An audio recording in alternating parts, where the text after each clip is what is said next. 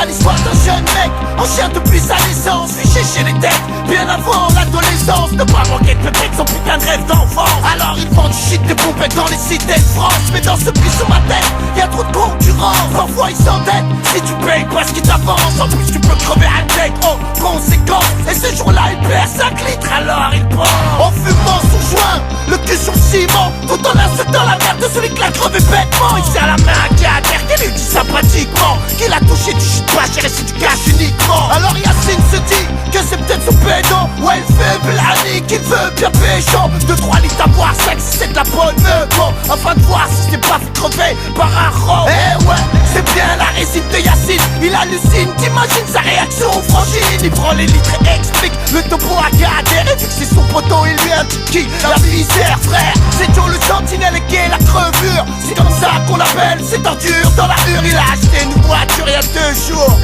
Cool, appelle-le, dis-lui que j'en bats de sa tour. Moi je cours, chercher les menottes de Brelic pour Haggard, ce coyote qui vole mon fric. Mais ce jour pour Yacine, ce fut tragique, car en traversant la cour il tombe sur les flics, puis c'est le contrôle plus que musclé, vu qu'il refuse de se faire fouiller dans son quartier.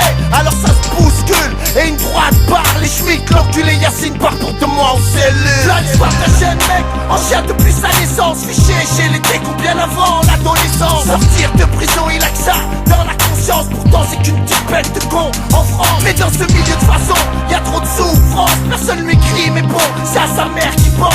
Baston sur baston, au mitard il danse. Ce jour-là il sort et replonge dans la terre à corps. En plus il a fait de nouvelles connexions, car dans le business faut avoir de bonnes relations. Mec non, il lui faut du pognon, ouais il va voir Joe, puis c'est la séquestration. Il récupère 7000 et 3 litres de shit, ça va lui permettre de se refaire vite dans l'illicite. La réussite c'est le bif, Yacine le sait, alors il devient plus actif et encore plus déterminé. Pour 20 G il tape à sa client dans les escaliers. Pour 200 il plante un schlag sans pitié.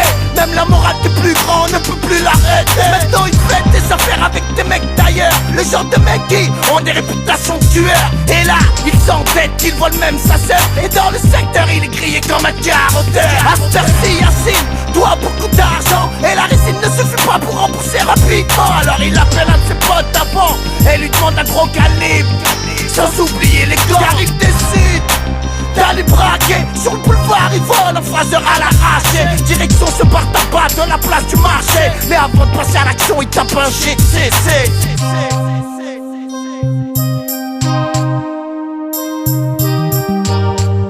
Donne la caisse bâtard, donne la caisse. C'est bon le garçon là, fais pas le con là. Ferme ta gueule bâtard, ici c'est toi le con. C'est bon, je vais tout vous donner, mais regarde, y'a que 300 € dans ma caisse. Ferme ta gueule, donne la caisse de derrière bâtard.